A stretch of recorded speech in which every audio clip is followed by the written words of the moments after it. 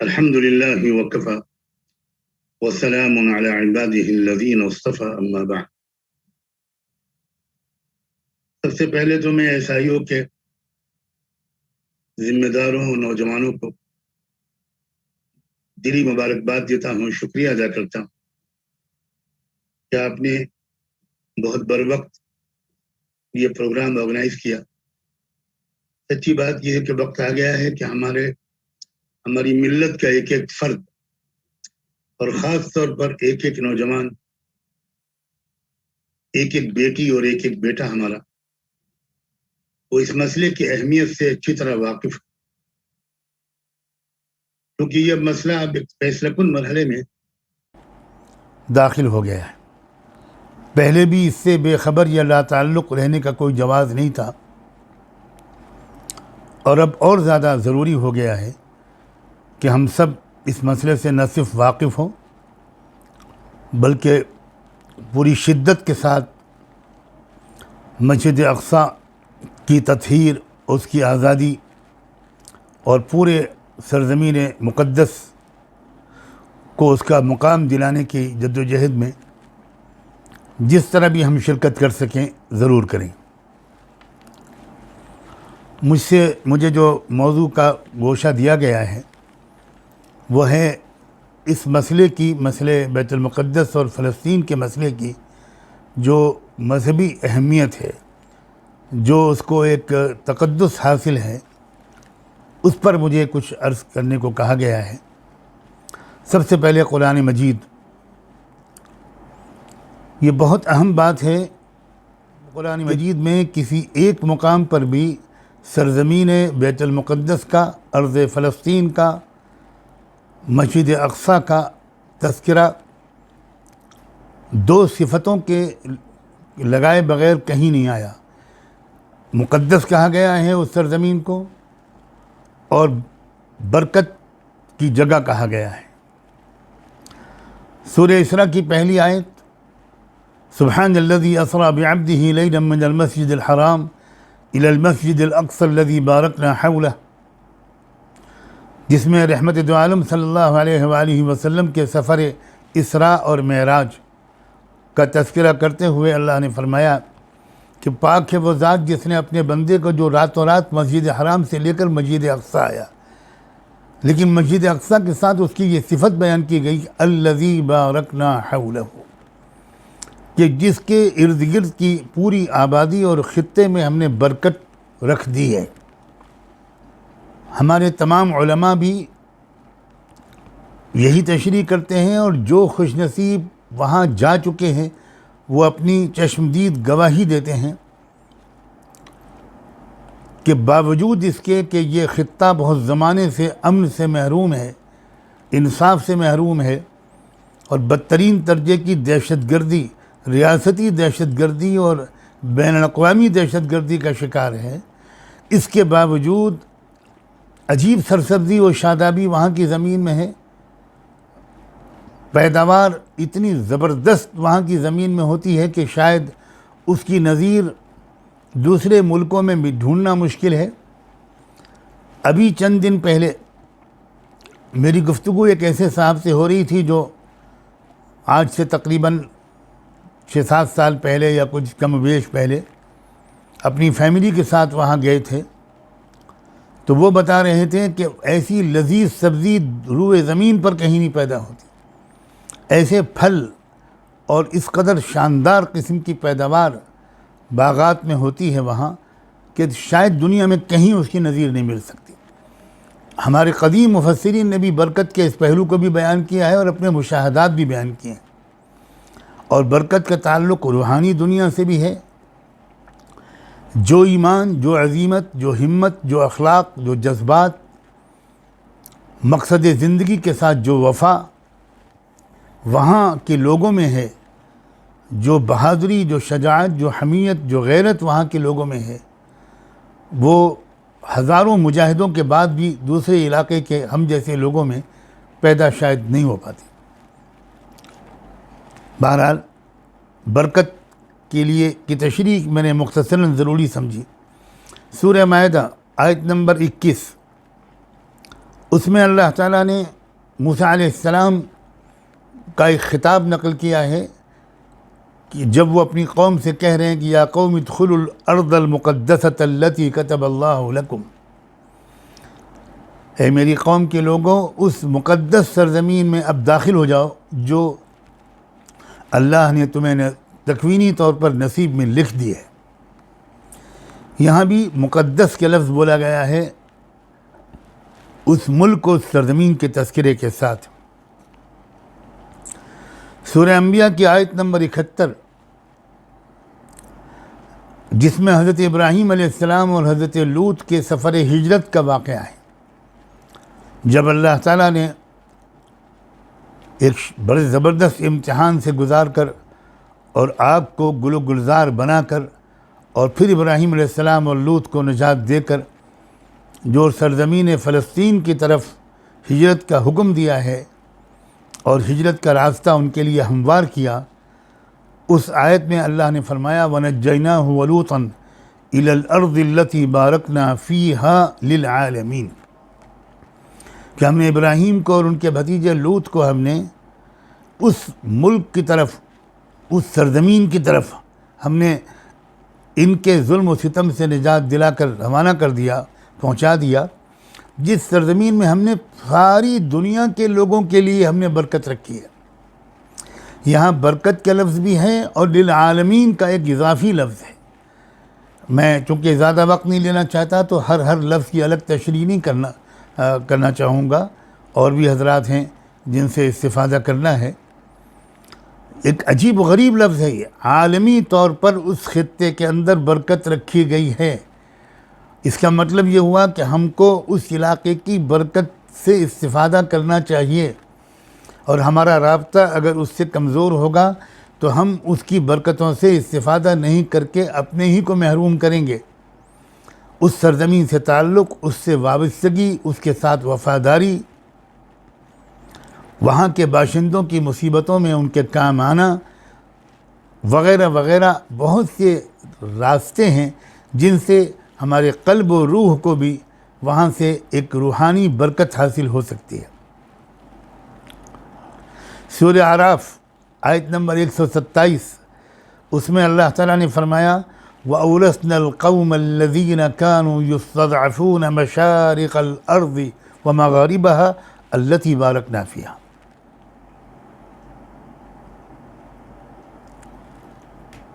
ہم نے ان لوگوں کو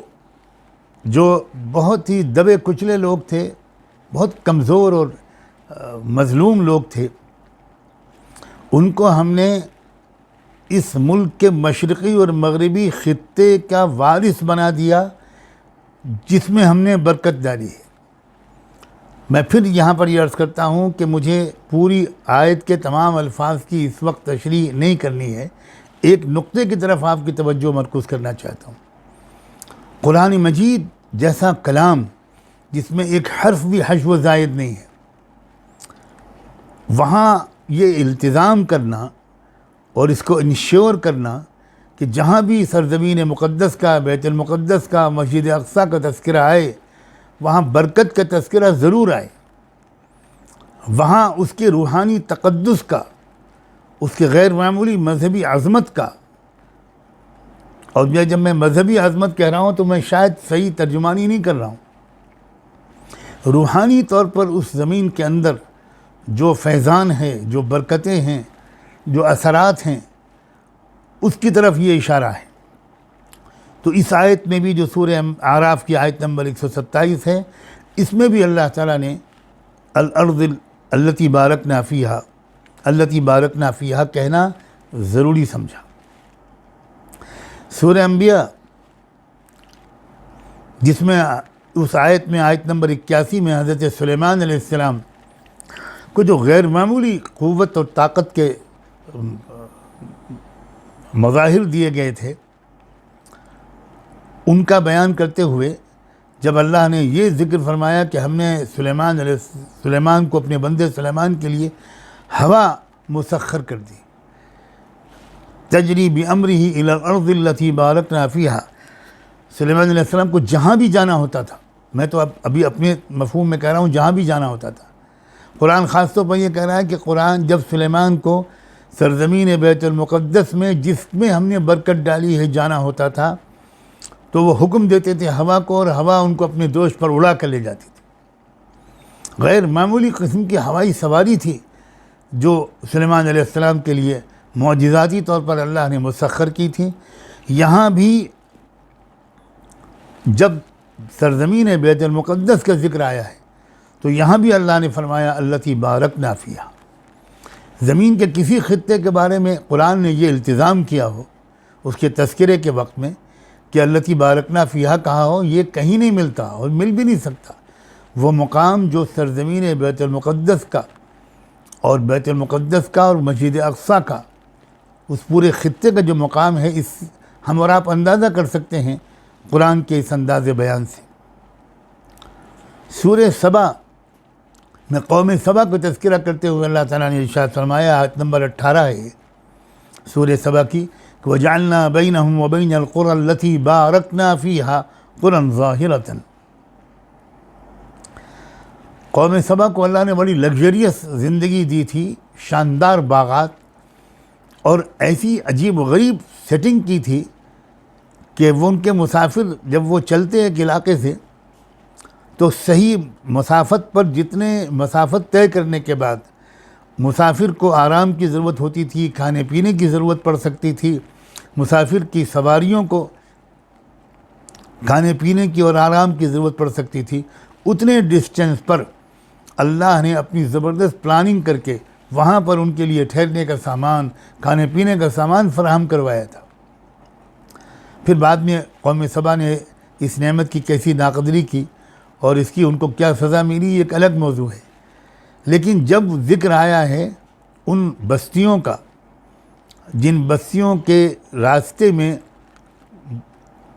کس قسم کی بستیاں ان کو ملی تھیں، تو وہ جو بستی ہے، وہ جو منزل ہے، وہاں بھی اللہ تعالیٰ نے یہی ذکر فرمایا ہے، یہ لفظ لازمی طور پر بولا ہے، وَبَيْنَ الْقُرَى الَّتِي بَارَكْنَا فِيهَا۔ قوم سبا کہاں پر آباد تھی، یمن اور شام کے درمیان کے فاصلے کتنے تھے، وہ ان راستوں سے جب کیوں گزرتے تھے، ان راستوں میں کیا انتظامات تھے، یہ تفصیلات ہیں، آپ تفسیر کی کتابوں میں ان کا مطالعہ کر سکتے ہیں۔ میں تو صرف ایک بار پھر اس کی طرف توجہ دلا رہا ہوں کہ بہت سے مفسرین یہاں بھی وہ ان گاؤں کا، ان بستیوں کا جن کا تذکرہ قرآن نے اس آیت میں کیا ہے، اس سے مراد ملک شام ہی کے گاؤں لیتے ہیں، فلسطین کا علاقہ لیتے ہیں، تو وہ یہ کہتے ہیں کہ یہاں پر بھی اللتی بارکنا فیہا کہا گیا۔ اور یہ رائے سیدنا عبداللہ ابن عباس کی ہے کہ یہ جو جن بستیوں کا ذکر کیا گیا ہے ان سے مراد بھی فلسطین کا علاقہ ہے۔ اس سلسلے میں دوسرے حضرات کی دوسری رائے بھی ہے، لیکن میں اس وقت پھر عرض کرتا ہوں کہ کوئی تفصیلی مذاکرہ قرآن کی ان آیات کا علمی طور پر کرنے کے لیے نہیں بیٹھا ہوں۔ یہ قرآن کی آیات کا جائزہ ہوا۔ اب ذرا جلدی رحمت دو عالم صلی اللہ علیہ وآلہ وسلم کے کچھ ارشادات کا، احادیث مبارکہ کا بھی تذکرہ ہو جائے۔ حضرت زید ابن ثابت سے روایت ہے کہ اللہ کے رسول صلی اللہ علیہ وسلم کو انہوں نے خود کہتے ہوئے سنا، یا طوبی للشام، یا طوبی للشام، یا طوبی للشام، مبارک ہو شام کے لیے، مبارک ہو شام کے لیے۔ زہ نصیب، کیا نصیب ہے شام کا۔ تو اس پر صحابہ کرام نے، سننے والے صحابہ نے پوچھا کہ اللہ کے رسول یہ کیا مطلب اس کا؟ تو آپ نے فرمایا تلک ملائکۃ اللہ باسطوا اجنحتها علی الشام، کہ میں دیکھ رہا ہوں کہ اللہ کے فرشتے اپنے پر پھیلائے ہوئے ہیں سرزمین شام کے لیے۔ یہ فرشتوں کا پیر پھیلانا یہ بہت اشارات رکھتا ہے، روحانی اشارات رکھتا ہے۔ اس کی وجہ سے وہاں کے باشندوں، رہنے والوں کے قلب کی، نفسیات کی جو کیفیت ہوتی ہے وہ غیر معمولی ہوتی ہے اور فطری طور پر ہوتی ہے۔ وہ بہت اعلیٰ استعداد ان کی ایمانی اور روحانی بنتی ہے۔ ہمارے اسلامی تاریخ کے بہت عظیم عالم اور مجاہد عالم عز الدین ابن عبد السلام گزرے ہیں. وہ کہا کرتے تھے کہ اس حدیث کا مطلب یہ ہے کہ اللہ تعالیٰ نے فرشتے متعین کر دیے ہیں جو سرزمین فلسطین اور سرزمین شام کی حفاظت کرتے رہتے ہیں، کرتے رہیں گے. احادیث سے یہ بھی ثابت ہے، اور یہ صحیح حدیث سے ثابت ہے، کہ مسجد اقصیٰ میں ایک وقت کی نماز پڑھنے کا ثواب 500 نمازوں کے برابر ہے. ہمارے محقق علماء نے، علامہ تقی الدین سبکی نے مختلف احادیث کا تقابلی جائزہ لے کر کہا ہے یہ سب سے مضبوط حدیث ہے مسجد اقصیٰ کے اندر پڑھی جانے والی نماز کے ثواب کے بارے میں. جو احادیث آئی ہیں ان میں یہ سب سے صحیح حدیث ہے. یہاں تک فرمایا اللہ کے رسول نے، میں پوری حدیث نہیں پڑھتا اختصار کی وجہ سے، اتنا حصہ اس کا آپ کو اس کا مفہوم سناتا ہوں کہ اللہ کے رسول نے یہ تک فرما دیا کہ جس کو صرف تھوڑی سی جگہ سرزمین فلسطین میں مل جائے، ایسی جگہ جہاں سے بیت المقدس کو وہ دیکھتا رہے، جہاں اس کی نظر میں رہے بیت المقدس، تو چاہیے کہ ایسی تھوڑی سی زمین حاصل کرے اور وہاں پڑاؤ ڈالے تاکہ صرف دیدار ہوتا رہے مسجد اقصیٰ کا. اللہ اکبر کبیرہ، کیا عجیب و غریب مقام ہے مسجد اقصیٰ کا. حضرت سلیمان علیہ السلام، حضرت عبداللہ ابن عمر سے روایت ہے، اور وہ یہ بیان کرتے ہیں کہ اللہ کے رسول سے انہوں نے خود سنا کہ جب حضرت سلیمان علیہ السلام بیت المقدس کی تعمیر سے فارغ ہوئے تو انہوں نے 3 دعائیں مانگی تھیں کہ اللہ مجھے ایسی حکومت دے دیجئے جو حکومت آپ کی منشا کے مطابق ہو، پوری طرح میری حکومت کا نظام آپ کے پسندیدہ نظام اور قوانین کے مطابق ہو. دوسری دعا مانگی تھی، اور اللہ مجھے ایسی سلطنت دے دیجئے جو میری بات کبھی کسی کو نہ ملے. اور تیسری دعا مانگی تھی کہ اللہ ایک ایسی قبولیت دے دیجئے اس مسجد اقصیٰ کو کہ جو شخص بھی اس میں نماز پڑھ لے، اور وہ صرف نماز پڑھنے کے لیے سے یہاں آئے اور کوئی مقصد اس کے سفر کا نہ ہو، اور یہاں آ کر نماز پڑھ کے وہ چلا جائے، تو وہ اس طرح اپنی گناہوں سے اسی وقت نکل جائے جیسے کہ وہ اس دن تھا گناہوں سے معصوم جس دن کہ وہ پیدا ہوا تھا، جس دن اس کی ماں نے اس کو جنا تھا. اللہ یأتی هذا المسجد احد لا يريد الا الصلاة فيه الا خرج من ذنوبه كيوم ولدته امه. اس پر اللہ کے رسول نے یہ تبصرہ بھی فرمایا کہ پہلی 2 دعائیں تو یقیناً قبول ہو گئیں، اور جو تیسری دعا ہے کہ مسجد اقصیٰ میں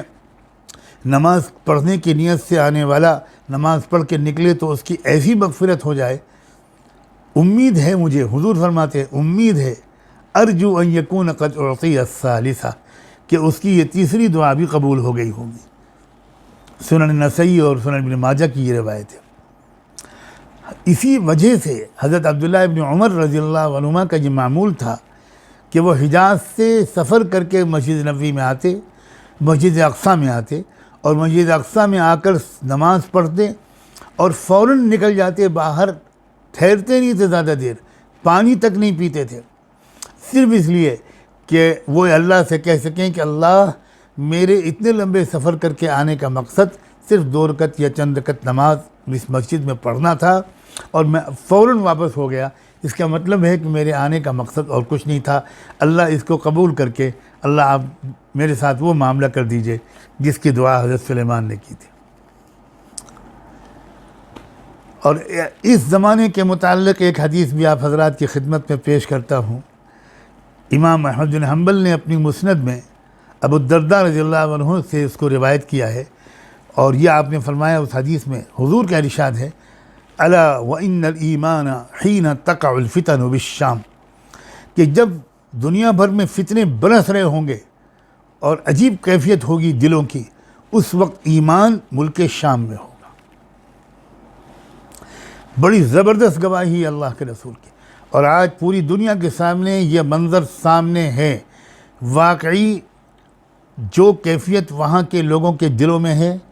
جو جذبہ، جو غیرت، جو حمیت، جو شجاعت، جو قربانی کا جذبہ جو شوق شہادت، جو آخرت پر یقین، اس کا عشر عشیر بھی میں تو کم سے کم اپنے اندر بالکل نہیں پاتا. میں خود وہاں ایک بار حاضر ہوا ہوں، وہ دیکھا ہے وہاں کے لوگوں کے، نوجوانوں کے جذبات، وہاں کے علماء کے اخلاق، وہاں کے تاجروں کے اخلاق، وہاں کے دیہاتی ان پڑھ کسانوں کے اخلاق. اور واقعی اللہ کے رسول آپ نے بالکل سچ فرمایا کہ جب فتنے برس رہے ہوں گے دنیا بھر میں اور فتنوں کے اثر سے دل بہت متاثر ہوں گے، اس وقت ایمان کہاں ہوگا؟ ملک شام میں ہوگا. ایک معیاری ایمان ہے وہ، جس کو اللہ کے رسول نے ایمانی معیار قرار دیا. اور ہم سب دیکھ رہے ہیں کہ وہاں کے جیالے، وہاں کے نوجوان، حماس اور دیگر فصائل جو ہیں تحریک کے، وہ کس قدر قربانیاں دے رہے ہیں. ان کے چہرے کتنے روشن، ان کی پیشانیاں کتنی منور، ان کے دل کتنے مضبوط، ان کے عزائم کتنے بلند. کیا میں الفاظ استعمال کروں؟ یعنی ایک عجیب احادیث ہیں حضور کی. میں تو کئی احادیث پیش کرنا چاہتا تھا لیکن میں گھڑی دیکھ رہا ہوں، اس لیے میں ایک دو حدیثوں پر اکتفا کر کے آپ سب کے شکریہ ادا کی اجازت لوں گا. یہاں تک حضور نے فرمایا ہے، اپنے ایک صحابی حضرت ابو حوالہ ازدی سے آپ کی ایک طویل گفتگو ہوئی ہے مسجد اقصیٰ کے بارے میں، اور عجیب انداز سے ہوئی ہے. حضور صلی اللہ علیہ وسلم نے اپنا ہاتھ ابو حوالہ ازدی کے سر پر رکھا اور ہاتھ سر پر رکھ کر کے جملہ ارشاد فرمایا. اس کا ایک آخری حصہ بیان کر رہا ہوں آپ کی اس حدیث کا، کہ جب تم دیکھنا کہ اسلامی خلافت مقدس سرزمین میں سمٹ گئی ہے تو تم یقین کر لینا کہ زلزلوں، آفتوں اور بڑی آزمائشوں کا وقت آ چکا ہے، اور اس دن قیامت لوگوں سے اس سے زیادہ قریب ہو جائے گی جتنا کہ میرا ہاتھ تمہارے سر سے قریب ہے. کیا آج کل کے حالات اس کی مکمل تصدیق نہیں کر رہے؟ واقعہ یہ ہے کہ چھوٹا سا حصہ ہے غزہ، وہاں جو نظام چل رہا ہے اس کو میں تو کم سے کم خلافت اسلامی کہنے کے لیے بالکل تیار ہوں. جو صورتحال ہے، جیسے پاکیزہ لوگ وہاں اس وقت قیادت کی باغ ڈور سنبھالے ہوئے ہیں. آپ یقیناً واقف ہوں گے کہ وہاں کا وزیر اعظم اسماعیل ہنیہ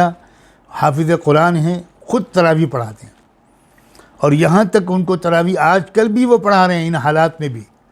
اور کبھی کبھی ان کو یہ کرنا پڑتا ہے کہ ہر 4 رکعت کے بعد وہ دوسرے کمرے میں جا کر اور میدانی حالات معلوم کرتے ہیں، اور مجمع انتظار کرتا ہے ان کے پیچھے پڑھنے والے نوجوانوں کا، اور پھر وہ آتے ہیں اور نئے تاثر کے ساتھ دعا کراتے ہیں، پھر اگلی نماز 4 رکعت نماز پڑھانے کے لیے کھڑے ہوتے ہیں. کیسے محبت بھرا سلام اللہ ہم سب کا ان عظیم مومن لوگوں تک، ان مثالی اہل ایمان تک پہنچا دے. حضرت موسیٰ علیہ السلام دعا مانگا کرتے تھے کہ اللہ موت کے وقت ایسا کر دیجیے گا کہ مجھے سرزمین مقدس سے قریب کر دیجیے گا. بعض روایات کے الفاظ یہ بتاتے ہیں کہ یہ دعا انہوں نے اپنے انتقال کے وقت کی تھی کہ اللہ مجھے اس سرزمین سے قریب کر دیجیے. یہ صحیح بخاری کی روایت ہے. عجیب و غریب فضائل ہیں اس زمین کے. 70 کے قریب کتابیں علماء نے لکھی ہیں صرف بیت المقدس کے قرآن و حدیث میں بیان کردہ فضائل کا مجموعہ مرتب کرنے کے لیے 70 سے اوپر کتابیں لکھی گئیں. اور آخر میں ایک حدیث اور یاد دلاتا ہوں کہ جس میں آپ نے ارشاد فرمایا تھا کہ میری امت میں ایک جماعت ہمیشہ حق پر رہے گی، اپنے مخالفین پر ہمیشہ غالب اور منصور رہے گی. اللہ اکبر، کیسی حوصلہ افزا خوشخبری ہے. وہ ہمیشہ غالب اور منصور ہوگی، اور ان کی حیثیت ایسی ہوگی کہ جیسے کھانے والوں کے درمیان ایک برتن، ساری دنیا ان پر ٹوٹ پڑے گی. یہاں تک کہ اللہ کا قطعی فیصلہ اس حال میں بروئے کار آئے گا کہ وہ اسی حال میں ہوں گے، یعنی وہ دشمنوں کے درمیان گھرے ہوئے ہوں گے. اسی کیفیت کے درمیان اللہ کی طرف سے فتح کا مژدہ سنایا جائے گا، نوید فتح آئے گی اور فتح ملے گی. صحابہ نے پوچھا کہ ایسے خوش نصیب لوگ جن کے بارے میں آپ فرما رہے ہیں کہ ہمیشہ میری امت میں ایک ایسا گروہ رہے گا، وہ کہاں ہوں گے؟ تو آپ نے فرمایا تھا بیت المقدس کے قرب و جوار میں ہوں گے، بِأَكْنَافِ بیت المقدس. حدیث کے الفاظ یہ ہیں. ام المومنین ہم سب کی ماں حضرت میمونہ رضی اللہ عنہا نے ایک بار اللہ کے رسول سے ایک درخواست کی تھی کہ بیت المقدس کے بارے میں ذرا کچھ بتا دیجئے، تو اس وقت آپ نے یہ بھی فرمایا تھا کہ میدان حشر وہیں قائم ہوگا اور لوگ وہیں سے اٹھ کر اپنے ٹھکانوں پر جائیں گے، اور اس حدیث کے آخر میں آپ نے فرمایا تھا ائتوہ فصلوا فیہ، جایا کرو وہاں اور وہاں نماز پڑھا کرو، نماز ادا کیا کرو، اور اگر تم وہاں حاضر نہ ہو سکو اور نماز ادا نہ کر سکو تو کم سے کم وہاں کے چراغوں میں جلنے کے لیے تیل بھیجتے رہا کرو۔ یہ آخری ایک ہدایت ہم لوگوں کے لیے بھی ہے۔ اس بات کی کوشش الحمدللہ پچھلے 2-3 دن سے شروع ہوئی ہے کہ کچھ ایسی سبیل بن جائے کہ ہم تحفظ کے ساتھ پورے مسلمانان ہند اور دیگر انصاف پسندوں کے عطیات کو وہاں پہنچا سکیں۔ یہ ہمارا فرض ہے، اللہ کے رسول کا حکم ہے، اور یہ ادنا درجے کی خدمت ہے اور اس محبت کا تقاضا ہے جو ہم سب کو وہاں سے ہونی چاہیے۔ میں آپ سب سے دستبستہ دعا کی درخواست کرتا ہوں کہ جو کوشش شروع ہوئی ہے کہ کسی طرح ایسی شکل نکل آئے، جس دن وہ شکل نکل آئے گی اس کا اعلان کیا جائے گا کہ پوری امت میں جتنے لوگ اپنا جو مال بھیج سکیں وہاں بھیجیں، اور وہ وہاں ان لوگوں تک بھی پہنچ جائے جن تک پہنچنا چاہیے۔ اس کے لیے آپ دعا کا اہتمام فرمائیں۔ بس آخر میں ایک بار پھر آپ سب کا بےحد شکر گزار ہوں کہ آپ نے مجھے یہ سعادت اور عزت بخشی، جزاکم اللہ، اور آپ سب کی دعاؤں کا طالب بھی ہوں۔ السلام علیکم ورحمۃ اللہ۔